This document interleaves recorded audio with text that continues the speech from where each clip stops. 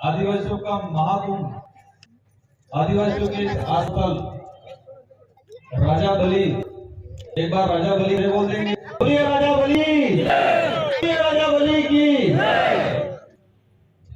राजा बलि यहाँ हमारा उसमें गांव है, शायद कटारवाड़ा है, कटारवाड़ा करके नवा टापरा।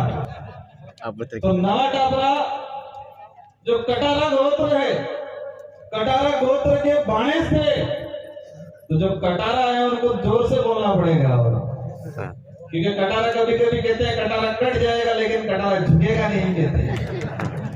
तो इस लड़ाई में सबसे पहले कटारों को आना है, और कटारा के साथ में हम कंधा से कंधा मिला के खड़े रहेंगे। और यहाँ पर हमारे जो सिरावासी था, उस सिरावासी को कुछ लोग ले गए, यूं कह रहे हैं आने वाले समय में हम सब मिलके यहाँ लगाएंगे वापस। हम क्या थे, हमारा समाज, हमारा खून क्या था, हमारे खोज के ताकतवर पार्टियों वालों ने हमारे लोगों को कितना गुलाम बना दिया था।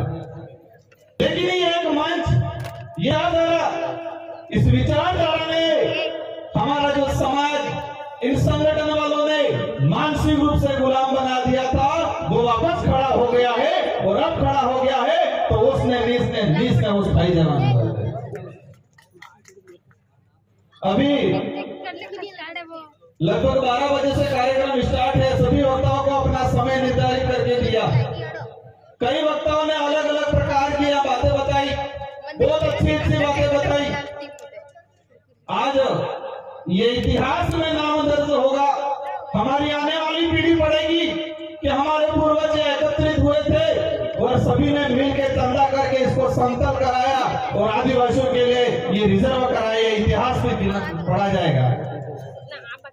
अभी कल पौधे लगाए, आज पौधे लगाए। हमने भी एक अभियान चलाया, 84 विधानसभा को सागवाड़ा विधानसभा से जितनी गाड़ियां आई, प्रत्येक गांव से एक एक पौधा आज लगा के जाएंगे। हम यहाँ भी आज हमारी विधानसभा से प्रत्येक गांव से एक एक पौधा इस बेणेश्वर की धरती पर लगा के जाएंगे और कभी कभी पानी भी पिलाने आएंगे यहाँ पर। अभी आज हमारा समाज को किस तरह एक नई दिशा दे, कैसे संगठित करे, हमारे समाज के सामने क्या आपत्ति आ रही है, क्या क्या कठिनाई आ रही है। सबसे बड़ी कठिनाई पाखंडवाद को लेके हमारे कई वक्ताओं ने अपनी बात रखी। मैं एक छोटी सी बात कहूंगा, एक कहानी के माध्यम से इसको समझाना चाहूंगा। इसको आपको गौर से सुनना है। एक गुजरात के दो बाबे थे और वो गुजरात के दो बाबे यूपी में एक संध्याकालीन पाठ पूजन करने गए थे। गुजरात के वो दो मत समझना जाना।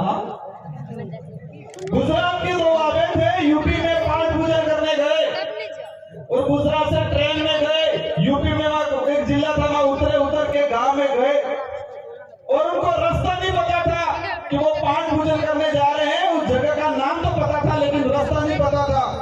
और रास्ते में एक छोटा सा बच्चा मिल गया और इस बच्चों को उन बाबू ने पूछा कि बेटा उस फलानी जगह जाने के लिए कौन सा रास्ता है। तो उस बच्चे ने कहा बाबा उधर से इधर जाना, उधर से उधर जाना, आगे से दाएं मुड़ जाना।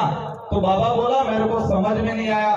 तो बच्चे ने कहा फिर कहा इधर से उधर मुड़ जाना, उधर से उधर जाना। तो बाबा ने कहा बच्चा मेरे को इस रास्ता दिखा दे। उस बाबा ने उस बच्चे से क्या कहा कि बेटा मुझे रास्ता दिखा दे वहां जाने का। तो बेटा वो बच्चा उस बाबा को पकड़ के लेके चलने लगा और उस बच्चे ने पूछा बाबा को कि बाबा कहाँ से हो। उसने कहा गुजरात से हूँ, यहाँ क्या करने आए हो। तो संध्याकालीन शाम को पाठ पूजन करूंगा। तो बच्चे ने पूछा उस पाठ पूजन में क्या करोगे। तो उन्होंने कहा मैं वहां लोग आएंगे और उन लोगों को मैं स्वर्ग का रास्ता बताऊंगा।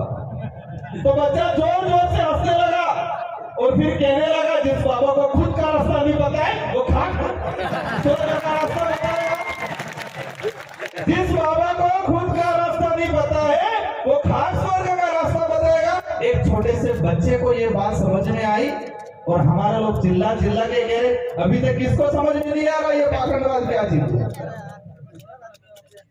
और मेरे बच्चे को समझ में आ गया कि जिस बाबा को खुद का रास्ता नहीं पता है वो खास वर्ग का रास्ता बताएगा। मां तरफ से काम થઈ ગયું લાગે। आज हमारा समाज कई बातों को लेके देश के अंदर जो स्थिति बन रही है, आदिवासी समाज को लेके पूरे देश में, हम पूर्वी भारत में